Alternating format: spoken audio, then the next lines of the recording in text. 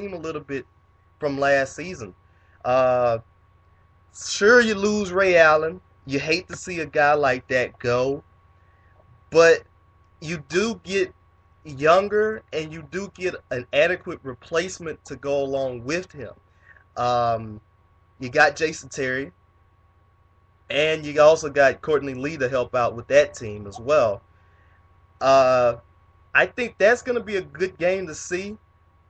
Uh, One of the games I'm interested in probably wanting to see here was going to be the Lakers and Mavericks fan. Mostly the Lakers and Mavericks game, mostly because I'm a Mavericks fan. It basically kind of lost a little bit of his luster because Dirk Nowitzki is not going to be not going to be playing for at least the first couple of weeks of the season. And looks like right now Dwight Howard might be getting a chance to make his debut in that game. So what do you think about that game? What do you think about Dwight Howard? I mean the game, the Lakers Maverick first game. The Lakers Mavericks game. I'm not. Personally, I'm not getting too much thoughts from it because Dirk is out. Dwight is still coming off their back injury. The Lakers are going to obviously have chemistry issues. I feel Lakers winning, but not by much. Mm-hmm. Because even though Dirk is out, the Mavericks still have a solid cast of role players and veterans, so they're going to keep it close. I would be shocked if they won, so I'm not going to give them the win. But it's going to be a solid game. It's not going to have the star power because Dirk is missing, and we don't know how much time Dwight is going to get on the court. But it's going to be a great game. There's nowhere it's going to be a measuring stick of the two teams' talent potential because, as we always said, Dirk is gone, Dwight still has his back trouble, chemistry issues, So, it's going to be a good game, though. And like you said, you're a Mavs fan, so you definitely want to see how Mayo and Collison and Kane are all going to work together. So, I'm expecting a good game. Oh yes, most definitely. I just hope they don't. I hope we can find some type of way to get the W, and I just hope that they don't kill us bad or something like that. Uh, I think we touched on it a little bit though too. We were talking about the divisions and everything like that. Uh, let's start it off here with the Atlantic Division, and let's start off basically talking about the few teams that they got there and in the order.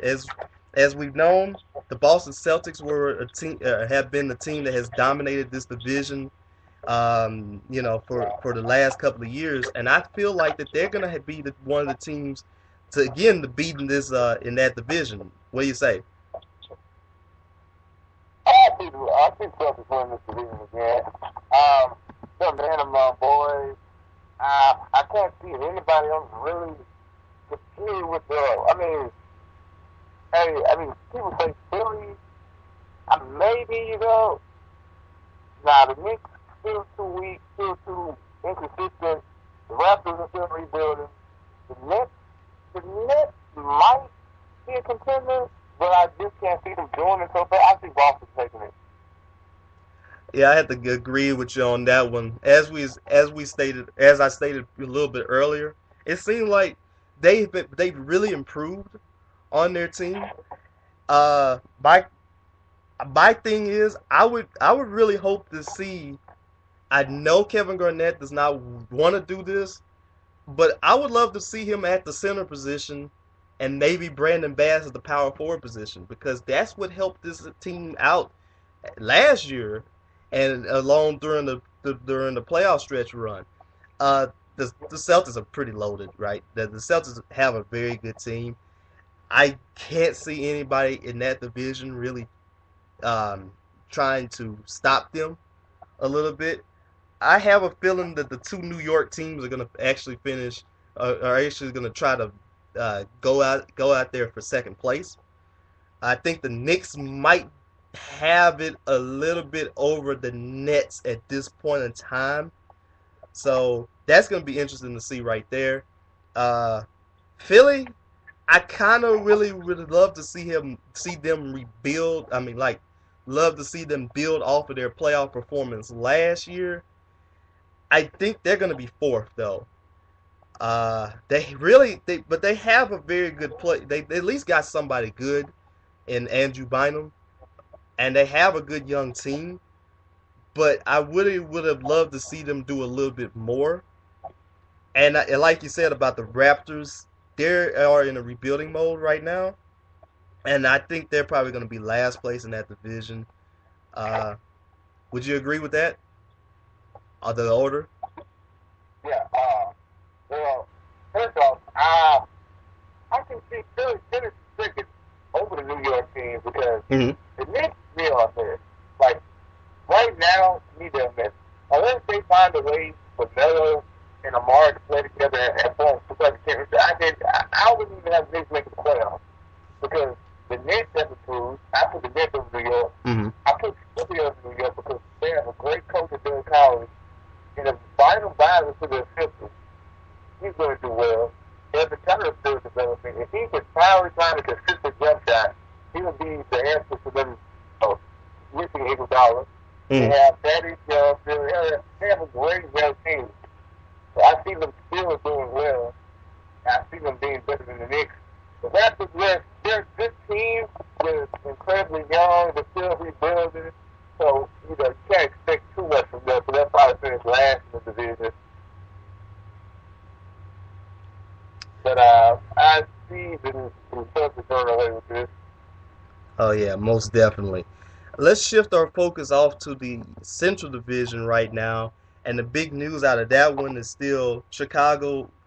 Chicago had won the division over the last 2 years, but as we might know now, as we still continue to know, Derrick Rose will not be ready for the start of the season. He might not be even ready for at least the first couple of months. Is this the perfect chance for Indiana to improve themselves and actually take this division? Perfect storm for them. I see them winning this division. I think not easily, but I see them definitely winning the division. They have the depth, they have the height, they have the size, they have the coaches. I can see them beating Chicago out and winning the division because Chicago, although they're a great team, they have a great cast of role players. I mean, without Derrick Rose to give them their push and that extra 30 to 20, I mean, I just can't see them taking this division, outright. So I can definitely see Indiana taking it. And that's really about it. Once you see the Pistons are okay. They're still rebuilding. Cavaliers are a solid team. Kyrie Irving's still developing. They'll be, they'll get some wins. They're not going to be the hunt to win position. Milwaukee is a great team. Well, not a great team. They have a great backcourt. I can see them winning games. I can see them getting the 8 seed possibly. That's one of my sleeper teams, but they're not going to win division. So like you said, this is definitely the year Indiana has to capitalize on Chicago not having Derrick Rose and winning the division. Oh yes, most definitely. Indiana had a very good showing last year in the playoffs, and well, that team has really came a long way from I would say about 2 years ago. I mean, they're doing pretty good and all that stuff too. Chicago, I can see them still making it to the playoffs because they're in the East, and the East is a little bit weak and all that stuff. And if they get Derrick Rose back at the right time, I think they got themselves at least a playoff spot. As far as the division, I really think Indiana's got this one. And I agree with you on Milwaukee here being a very good sleeper team. They got a very good electric backcourt, like you said. Brandon Jennings and Monte Ellis are going to have a very good time trying to at least do something in that. So I really think they got a decent chance to make the playoffs. But I like you said, I got Indiana basically also winning the Central as well. Going to the Southeast right now, Miami, basically the reigning champions here. I got a good feeling that they're going to take the Southeast as well. What do you think, Rob? Of course, they're going to take it again. Every team in this division has gotten worse except Miami and Washington. Mm-hmm. The Bobcats are still the Bobcats. They're still looking for that talent, that chemistry to wins. The Magic, good at this team. They're rebuilding.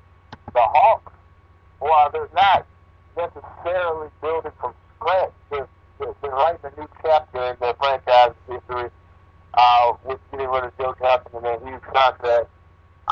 We still don't know their future right now. We know right now they're trying to get all the money off the books as they can. Still have Josh Smith. Still have Al Horford, a couple other role players. Still a playoff team, but not as high as they once were. Might finish in the 7th, 6th seed. Yeah, it's Miami's division for the taking. Miami's probably going to cruise, through this. You got the Wizards. They've improved. I can see them making the playoffs. They've got a lot of role players, a lot of veteran players around John Wall now. It's not a team full of kids. So I can see them taking the leap. But not enough to win this division. The Miami Heat are going to win the division again. And they're going to contend and probably be the number 1 seed come playoff time. So those are my thoughts about the Southeast. Yeah. Again, yeah, I get it. That makes it again that I agree with you too. It's gonna be Miami, probably gonna be number 1. They're gonna be number 1 for sure. After that, it's like basically who's going to fall in line at second place. I feel like it's gonna be Atlanta. They still got Josh Smith. They still got Al Horford. And they still got a pretty decent team that can actually put themselves into the playoffs. I think Washington's going to finish themselves at number 3. They ended out the season very strong. I think they won their last 6 games. And they have a very good team with John Wall and Bradley Beal coming in as well. So that's going to be a very good backcourt. And you also got Dene, if he can stay healthy, being in the middle. They have themselves actually a pretty good team that could slip in there, make it into the 8th seed, and I mean that's all you need to really do in the East right there. Because I think we were talking about this one night too. Could the Wizards make it to the playoffs? And I have a feeling they will.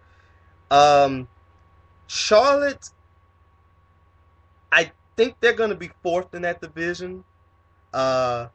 Michael Kidd-Gilchrist is really going to help out that team a whole lot. It's just that they're trying to build, again, they're trying to build a very good team. And it's not going to happen overnight, but I think they got this. Orlando, they're really in rebuilding mode right now. They have themselves a few solid players to help them out, but it's just this season is just basically all about them trying to, get themselves a good pick in the lottery. I think they're going to finish last, but they should be a pretty interesting and a young team to watch. But like I said, they're just going to finish last in that division as well. How about the Eastern Conference in a nutshell here? Who do you see coming out of the East, Rob? Well, earlier I said about the Celtics. I still stand by this. I felt last year there was just a game away from getting to the finals. They took Miami to Game 7, and that team was taken with injuries. So I see them making the league this year. They've improved. They have Courtney Lee. They have Jason Terry. I was watching the preseason game the other night against the Celtics against Boston. The Celtics against Brooklyn, and Doc Rivers made the comment that they have several starting lineups that he can use, so they have a lot of depth this year. So I could see them going far. I could see them beating Miami because they're one of the few teams in the East that go toe-to-toe with Miami, and they have a system that allows them to compete with Miami because they play defense. They don't necessarily wow you with their offense, but they keep their spot so well. Paul Pierce is their premier scorer, and he can go off any game and have 30-point game or 23 games. You have Rondo last year who stepped up in the playoffs tremendously with averaging triple-doubles,